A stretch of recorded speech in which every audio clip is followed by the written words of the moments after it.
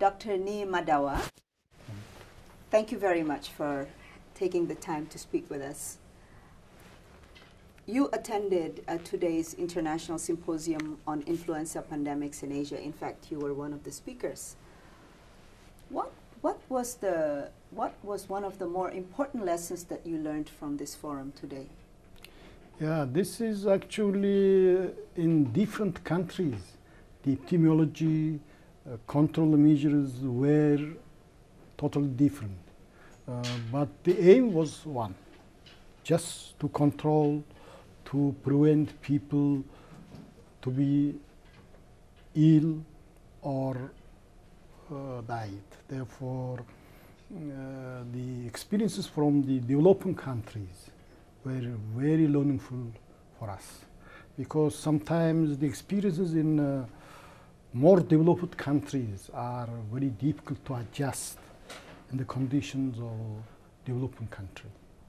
Therefore, experiences in Indonesia, experiences in Thailand were very learningful, and they talk also very frankly.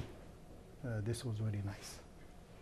So you will go home and you will see what can be done about some of the experiences that you shared in this forum? Yes, of course. For example, in Indonesia, the coordination was seemingly very good because it was in hands of the president of the country. This is the top decision maker. This can be very tough coordination. It's good. In my country, it was not the case, and therefore we will try to influence on more top decision makers to be involved in this activity. Are the people in Mongolia involved in making decisions about something like H1N1 pandemic? Oh yes, yes. This was actually this time the pandemic preparedness was quite long lasting, but I will say wrong directing, yeah, because it was the main concern H5. Suddenly in April we have changed the direction. This was just a difficult thing to manage. So what will you do for the future? How can these lessons learned be applied?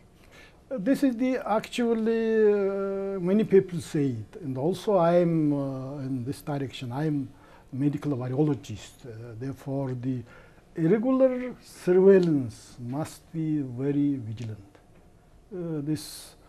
After detection of the pandemics, this is mostly the control activities, non-medical interventions. But the irregular screening, what is going on among the patients with acute respiratory infection is very important. Now it is not only human beings, also the animals, especially domesticated animals. But we will still need more studies about this animal-human linkages. Yes, yes. This is still we don't understand the influenza virus. This is a very flexible virus. I think the coming pandemics was after 40 years, but I suspect the next pandemics we will not wait 40 years, maybe. You think it will be more rapid change? Rapid. Is it because of people now travel easier?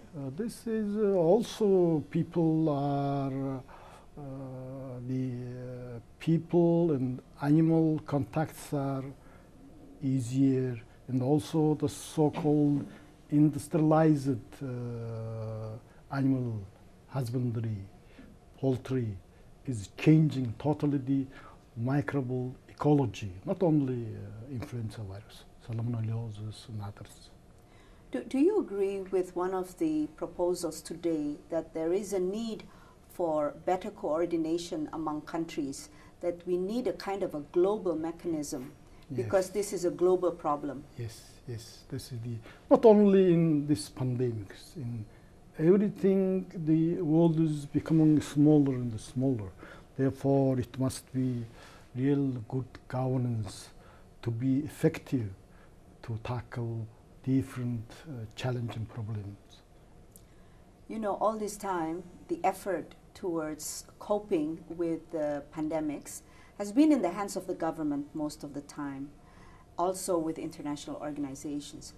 But there are NGOs out there, there are private organizations like Sasakawa Peace Foundation that can help and want to help. What role can they play?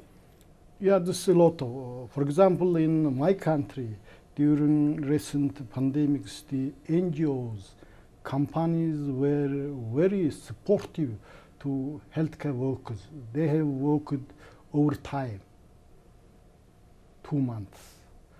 And the lot of companies, a lot of voluntary funders has offered to support us morally and materially. Sasakawa Peace Foundation is doing more global things. Yeah? This is very good to hear and to mobilize non-governmental organizations, because there are a lot of power. And I'm very happy to say the sister organization with Sasakawa Peace Foundation, the Nippon Foundation, has supporting in my country the so-called Family Drug Store Fund.